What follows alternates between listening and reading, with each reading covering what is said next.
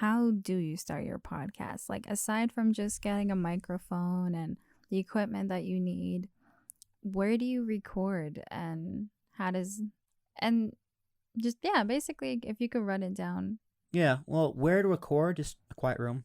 I recorded in my apartment for years. I recorded in a college dorm room before that. And what do you use to record? I used like a mixer. Nowadays, you can get like a 2-channel interface, which is just a little box like the one you see on the floor over there. Little box, XLR, it's an XLR cord. This is what connects it to the mixer, and that usually connects into your computer via USB. Then from there, you would need a recording software, something like an Audacity, which is free, Adobe Audition, which is probably like $23 a month, which is what I use for recording and editing.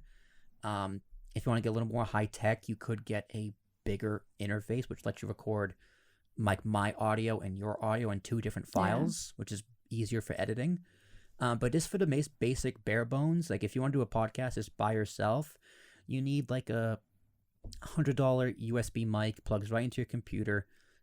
Any recording software, whether it's free or paid for, will pick it up. You just gotta change your settings. If you're at home, just try and find a quiet room. Like I live on a main street next to a fire station, so that could be problematic when I'm recording. But that also that happens. That's unavoidable.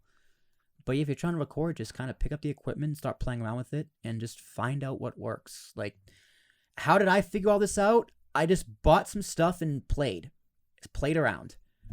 I still play around. Just have fun with it. I still kind of figure it out. Like, no one taught me. Yeah, we were just talking about that. I didn't have a mentor. I didn't have a teacher. I just had the will and the dedication to do it.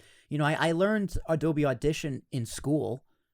That helped, but I didn't go to the recording studio at Hofstra University. I did it for the radio, and I was on the radio, but I didn't do it for my podcast. I did it all on my own. Yeah, you gotta figure it out. I reached out to, like, I remember the first podcast I ever recorded, my laptop wasn't powerful enough to handle, didn't have enough RAM, didn't have enough memory in the laptop. So like the audio recorded, but it skipped. It wasn't a clean recording.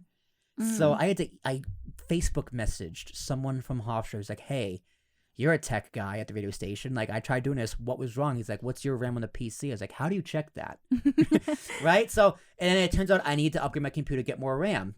So I called my dad. I was like, my birthday's like around the corner. Can I buy a new laptop? And I got a new laptop. And then from there, I figured it out. Nowadays, RSS feeds are handled through distribution platforms. Those weren't around in 2015 when I started. Like, an Anchor wasn't around. An APS, when the app is finished, wasn't around. I did it through WordPress, through a plugin.